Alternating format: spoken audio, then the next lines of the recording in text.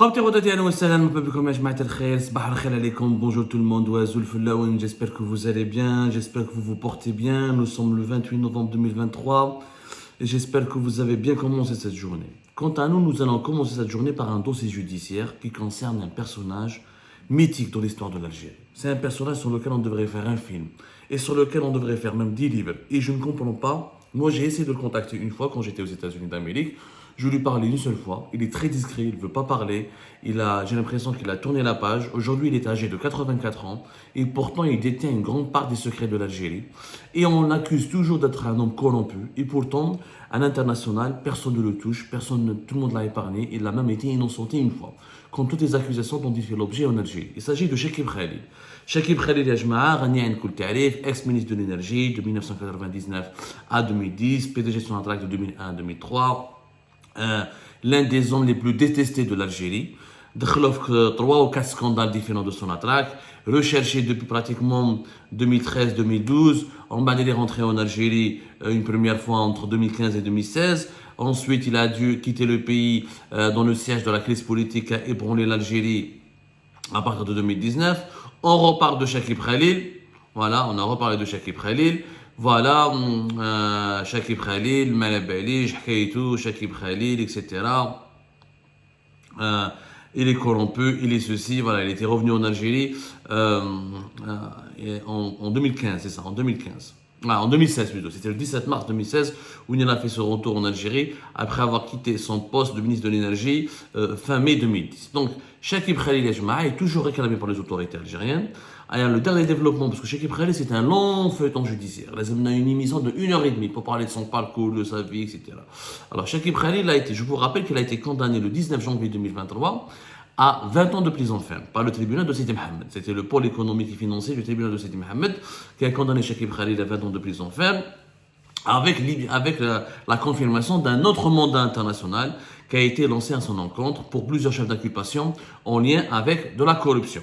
حصلوها فيه ما دخلوه في واحد لافير مع ولد قدور مع عمار غول مع نور الدين بوترفا قال لك il a volé, il a détourné. Enfin, on a accusé tout, on a accusé Chekib Khalil de tout. Mais réellement les preuves les preuves concrètes que Chekib Khalil s'est enrichi, il a volé, il a détourné de l'argent, on n'en a pas vu beaucoup de preuves. C'était beaucoup plus de spéculations, des rumeurs et des accusations verbales. La preuve est بالك الناس ما على بالهاش parce qu'il y a plusieurs types de scandales sur Sonatrach. Le scandale Sonatrach 2, celui qui a éclaté vraiment entre 2010 et 2013, et celui qui a valu à Chekib Khalil un premier mandat d'arrêt international lancé par l'Algérie à partir de 2013 par l'ex-procureur près de la cour d'Alger. À l'époque, c'était Belkacem Zarmati. Belkacem Zarmati, c'était lui, qui avait lancé le premier mandat international contre Chekib Khalil. Un mandat international qui n'avait pas été validé parce qu'il y avait un vice de forme. C'était le 12 août 2013. Le procureur près de la cour d'Alger, Belkacem Zarmati, avait lancé un mandat d'arrêt international contre Chekib Khalil et ses proches. À l'époque, Zarmati était très proche des services secrets et on avait accusé le général Toufir, l'ex-patron du DRS, et ses relais et le DRS d'avoir orchestré une campagne anti-Chekib Khalil. Bon, dès le nouveau mandat d'arrêt international, ça n'a pas marché en janvier 2023 et l'Algérie a envoyé ce qu'on appelle des commissions rogatoires. C'est-à-dire que l'Algérie, elle a envoyé récemment, depuis 2021-2022, elle envoie plusieurs commissions rogatoires, c'est-à-dire des demandes d'entraide judiciaire à des pays étrangers, comme la France, comme la Suisse, comme les États-Unis, le Canada, etc., les principaux pays où les autorités algériennes soupçonnent les personnalités les plus corrompues du régime du Bouteflika de détenir ou d'avoir détenu ou des résidences, ou des comptes bancaires, ou des fortunes immobilières, ou des avoirs financiers. Alors, la Suisse a reçu une demande d'aide de la part de l'Algérie. L'Algérie a demandé donc à la Suisse de collaborer à la justice algérienne à envoyer des requêtes dans le cadre du processus de commission rogatoire à la Suisse pour que la Suisse collabore et communique à l'Algérie toutes les informations concernant les activités financières ou immobilières de Chekib Khalil en Suisse et pour que la Suisse puisse inculper à son tour Chekib Khalil pour corruption. Et la Suisse a refusé de collaborer avec l'Algérie.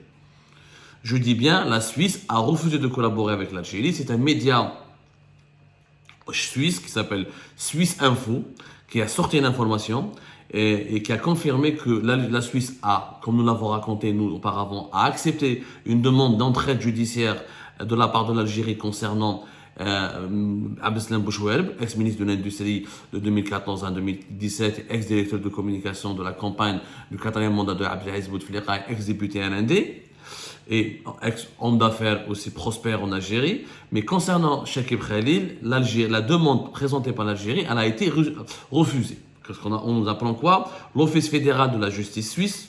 L'Office fédéral de la justice suisse, l'équivalent du ministère suisse, l'équivalent du ministère de la justice en Algérie, a considéré que cette requête concernant Chekib Khalil était irrecevable. Il a refusé d'entrer en matière, comme le confirme un porte-parole donc de l'Office fédéral de la justice suisse. Il a parlé à Suisse Info.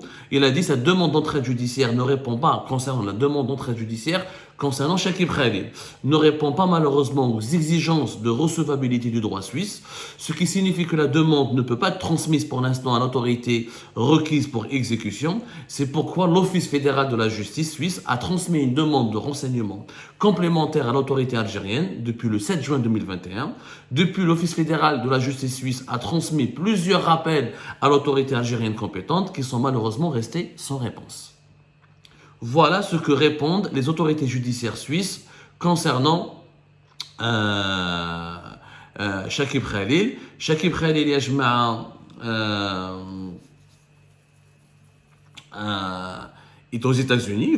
Il vit officiellement, il a une résidence aux États-Unis d'Amérique. Alors, apparemment, selon certaines sources, il aurait pris la nationalité américaine parce que sa femme est une américaine d'origine palestinienne très connue, très influente. Elle a mené une grande carrière là-bas aux États-Unis d'Amérique. On n'a jamais eu la certitude, donc je ne peux pas vous le dire avec certitude que Chekib Khalil a la nationalité américaine. Ce que je sais, c'est que plusieurs sources me le disent, me le confirment, mais je n'ai pas pu le confirmer officiellement, ni auprès de l'intéressé, ni j'ai jamais obtenu une preuve matérielle qui le confirme. En tout cas, il est résident aux États-Unis depuis de très longues années, il a un lieu de résidence, toute sa famille vit aux États-Unis d'Amérique, il n'a jamais été inquiété. Donc pourquoi demander à la Suisse de l'emmerder, de l'inquiéter? Parce que l'Algérie soupçonne Chekib Khalil d'avoir des comptes bancaires en Suisse et d'avoir fait de l'argent en Suisse. La Suisse a répondu clairement, la demande de l'Algérie, elle est irrecevable parce qu'elle n'est pas conforme aux exigences de recevabilité. C'est-à-dire qu'il manque des informations qui démontrent la culpabilité ou l'implication de Chekib Khalil dans des affaires de corruption. C'est-à-dire que la Suisse ne peut pas enquêter sur quelqu'un que l'Algérie accuse de corruption ou qu'elle accuse de crime tout court si l'Algérie ne fournit pas la preuve que cette personne a réellement commis des crimes. Et c'est pour cette raison que depuis le 7 juin 2021, ça fait 3 ans maintenant, 2 ans, ça fait 2 ans, plus de 2 ans et demi, presque 3 ans, que la Suisse demande un complément d'information, un complément de preuves, il y a des preuves concrètes, et l'Algérie n'a pas répondu. Donc en fait, ils n'ont pas de preuves contre Chekib Khalil. Ils n'ont que des rumeurs, que des informations. C'est ce qu'on comprend. Parce que ça fait 2 ans que la Suisse, depuis le 7 juin, les autorités, l'Office fédéral de la justice suisse a transmis une demande de renseignements complémentaires. Plusieurs rappels ont été faits aux autorités algériennes. Mais malheureusement, la justice algérienne n'a jamais donné de réponse. Je ne comprends pas cet acharnement de la part de l'Algérie contre des personnes sur lesquelles elles n'ont pas de preuves. Chekib Khalil, on ne peut pas juger quelqu'un sur la base d'articles sur les médias. Je vous rappelle que Chekib Khalil, son implication dans le scandale Sonatrach, qui est son principal co-accusé ou allié ou la personne à qui on avait prêté, qu'il avait ramassé un pot de vin de presque 200 millions de dollars, le fameux homme d'affaires Farid Bedjaoui, Chekib Khalil et Farid Bedjaoui ont été innocentés. Ils ont été définitivement innocentés par la justice italienne.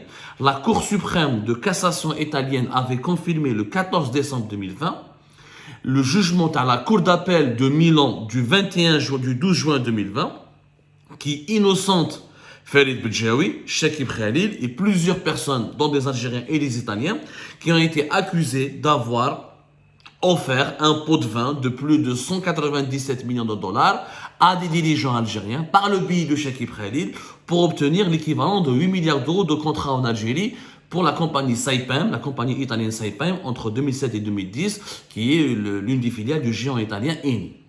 La Cour de Milan avait acquitté Saipem. Elle a acquitté Saipem et plusieurs accusés, dont Farid Bedjaoui et Chekib Khalil, qui n'étaient pas réellement accusés directement, mais qui étaient cités noir sur blanc et que plusieurs parties ont demandé son inculpation officielle. ما كاش يا جماعة ni Farid Bedjaoui, ni Omar Habbour, ni Shakib Khali, toutes les personnes qui avaient été citées dans l'affaire de Sonatrach, 7 ans d'enquête en Italie, il y a eu 7 ans d'enquête, des commissions rogatoires adressées à plusieurs pays, il y a eu des perquisitions en Algérie, des perquisitions à Paris, en Italie, il y a eu vraiment 7 ans d'enquête. À la fin, la justice italienne a estimé que Farid Bedjaoui n'a pas réellement fait ou l'a donné un pot de vin ou la versé de la corruption. C'est simple. Mais la décision, elle est claire, les jma'a, dans la justice italienne. Donc, sur la base de cette décision, les Suisses ont une décision de la part, où je rate la justice italienne. Dans son dernier verdict, elle dit que Farid Bedjaoui n'avait pas joué un rôle qui peut raisonnablement être interprété comme une offre de service illicite, mais comme la promotion ou pour la promotion de son il a joué le rôle d'activité d'agent facilitateur, dont la rémunération ne peut être traitée comme un pot de vin, compte tenu du fait que de nombreuses grandes entreprises font souvent appel à des agents locaux pour opérer dans des pays très différents en culture et en législation. C'était l'arrêt définitif qui a été rendu par la plus haute cour de la justice italienne. Donc, ma cage, Saïbem innocenté, Farid Bedjaoui innocenté, et par ricochet, Shakib Khali et les autres responsables qui ont été dans ce dossier, qui ont été interrogés ou inculpés, ont été innocentés. Donc, sur quelle base la Suisse va dire, ou d'abord sur quelle base l'Algérie accuse encore Shakib Khali d'être un corrompu? On a les preuves. On ne peut pas dire que ce que peut-être que Shakib Khali, peut-être ou certainement il a touché de l'argent, il en a profité du système, je ne suis pas en train de le défendre, mais qu'il faut qu'on soit professionnel. On ne peut pas lancer des mandats d'arrêt internationaux sans une base juridique, sans une base factuelle, ou là avec une base factuelle totalement vide. On ne peut pas noircir ou là accabler quelqu'un, ou là toucher à sa réputation si nous n'avons pas de preuves concrètes. C'est ça, tu ne peux pas demander à la Suisse d'inculper ou d'emmerder ou de faire des recherches et des enquêtes sur Shakib Khali si tu n'envoies pas dans ton dossier judiciaire des preuves sérieuses. Malheureusement, l'Algérie a essuyé, c'est un gifle. C'est une gifle pour la justice algérienne qui démontre encore une fois qu'elle n'est pas professionnelle et qui, depuis 2021, c'est vrai, encore une fois, depuis juin 2021, il n'y a pas eu la moindre réponse de la part des autorités judiciaires algériennes concernant le complément d'information que réclame la justice suisse pour pouvoir enquêter éventuellement sur Shakib Khali.